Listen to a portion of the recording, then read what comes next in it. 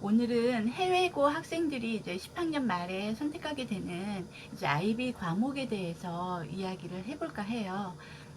아직도 좋아요와 구독을 누르지 않으신 분들은 좋아요와 구독을 부탁드릴게요. 그동안 너무 SAT에 대해서만 말씀드린 것 같아서 오늘은 이제 IB 과목 선택을 어떻게 해야 될지에 대해서 이제 이야기를 할까 하는데요. 가장 좋은 방법은 사실상 선배를 만나서 물어보는 것이 가장 좋은 방법이기는 해요. 왜냐면 이제 선생님들에 따라 수업하는 형식이나 스타일도 다르고 이제 그런 것들이 굉장히 많이 이제 좌우를 하니까, 그렇기 때문에 이제 선배를 먼저 만나서 내가 원하는 과목에 대한 이야기를 충분하게 들어본 다음에 나의 적성이나 이런 것들을 고려해서 이제 선택을 하시는 것이 가장 바람직한 일이죠. 이제 어머님들 같은 경우에는 이제 이런 IB 선택에 관해서 굉장히 고민을 많이 하실 거예요. 중등 과정에 속하는 이제 MIP를 끝마친 학생들 같은 경우에는 이제 본격적으로 디플로마에 돌입을 하게 될 경우에 나는 내가 했던 과목을 선택을 하는 것이 낫지 않을까 생각을 당연히 하는 거죠. 디플로마를 처음 접하는 학생 같은 경우에는 전혀 모르는 상태이기 때문에 어떤 과목을 선택하는 것이 나의 그 적성이나 진로나 점수를 만들기에 조금 도움을 받을 수 있는 과목일지에 대해서 굉장히 고민이 많으실 텐데요. 어렵지 않은 과목을 선택해서 총점을 높이는 것이 맞을까, 아니면 조금 어렵더라도 내 전공과 연관 있는 과목을 선택하는 것이 나은가 하는 그런 걱정과 불안함 때문에 이제 고민을 많이 하실 것 같은데요. 그래도 적성과 관련된 과목을 선택하는 것이 아무래도 사천자가 되는 이 일을 써내야 되는데 시너지 효과를 낼 수 있다고 저는 생각을 해요.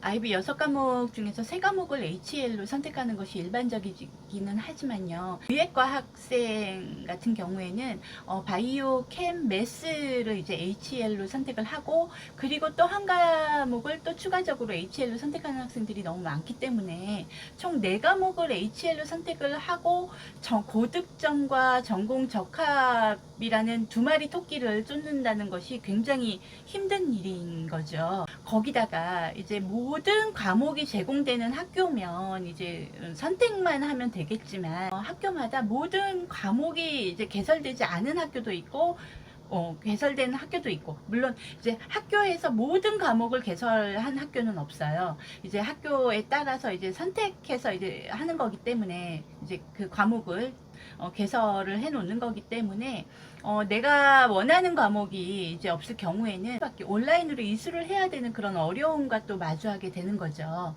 그렇기 때문에 국제학교를 선택할 때는 학교 규모나 전공과 연관된 그런 IB 과목이 개설이 되어 있는지 이런 것들도 굉장히 꼼꼼히 따져보셔야 할 것 같아요.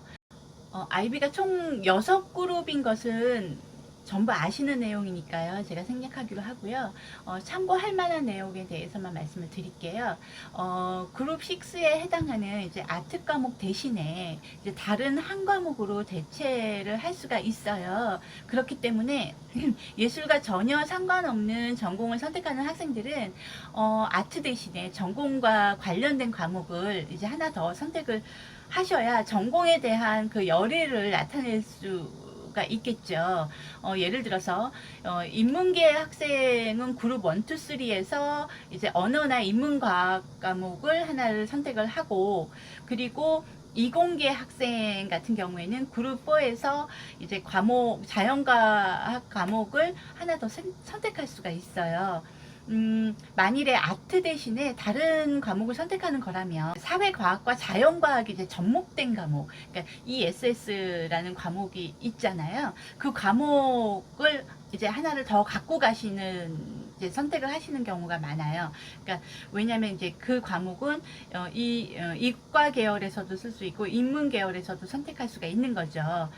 물론 이제 과학 계열을 굉장히 어려워하는 친구들이 이제 주로 이제 ESS 과목을 이제 선택하는 경우가 많죠. 선택에 있어서 가장 중점을 둬야 할 것은 이제 점수냐 전공 적합성이냐인데, 한국 대학의 경우에는 일단은 총점에 비중을 두는 것이 맞을 것 같아요. 그 다음에 전공으로 이제 7점을 받았는지 안 받았는지 그런 것을 보는 건데, 이제 만약에 그 전공 적합한 과목에서 7점을 못 받았을 경우에는 AP나 뭐 다른 과목으로 이제 입증을 하셔야겠죠. 많은 아이들이 오히려 믿었던 SL 과목에서 6점 이하를 받는 경우가 굉장히 많아요.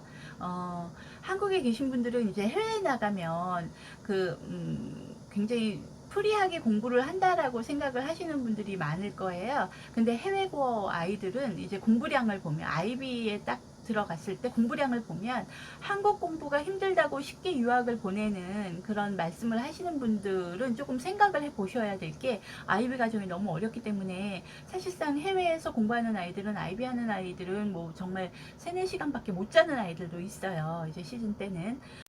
자, 그러면 본론으로 돌아와서 과목 선택은 저는 만점 비율이 조금 높은 과목을 선택하시라고 조금 말씀드리고 싶어요. 하지만 대학마다 이제 반드시 HL 과목을 요구하는 학교들이 조금 있죠. 과목들이 있죠.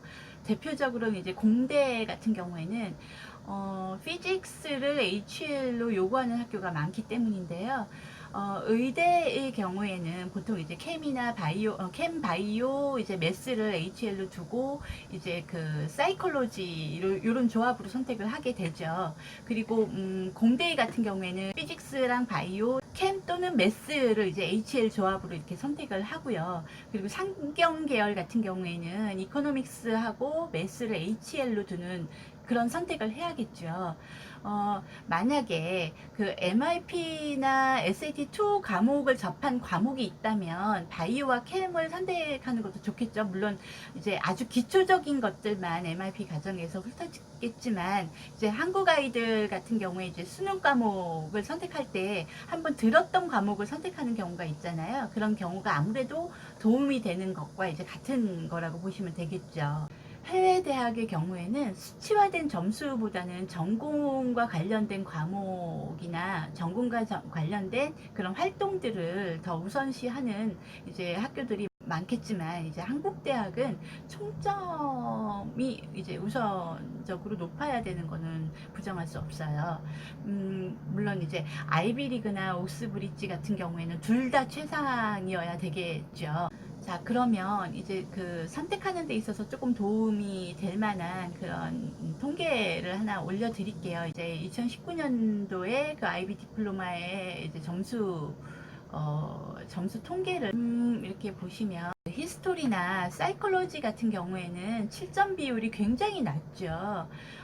보면은 이제 사이콜로지 같은 경우에는 이제 7점 비율이 3.6%밖에 안 돼요. 대다수의 아이들이 이제 그 5점 또는 4점, 6점 막 이렇게 받기 때문에, 아이가 아무리 좋아하고 흥미가 있어 하는 과목이라고 해도 전공과 직접적인 영향이 없는 과목이라면 히스토리나 사이콜로지 같은 경우에는 한 번 더 생각을 해보고 이제 선택을 조금 하시라고 조금 말씀드리고 싶고요. 그리고 또 아이비가 40점을 넘는 비율은 10%도 채 되지가 않아요. 게다가 이제 대학에서 쓸만한 그런 43점 이상, 42점, 43점 이상이 되는 학생도 전체 5%밖에 안 되기 때문에, 아이비를 힘들게 하면서도 이제 표준화된 점수까지 준비할 수밖에 없는 그런 현실적인 문제를 조금 생각을 해 보실 필요가 있어요. 아이비에 관해서는 정말 말씀드릴 게 많은데요. 다음 기회에 한 번 더 올리도록 할게요.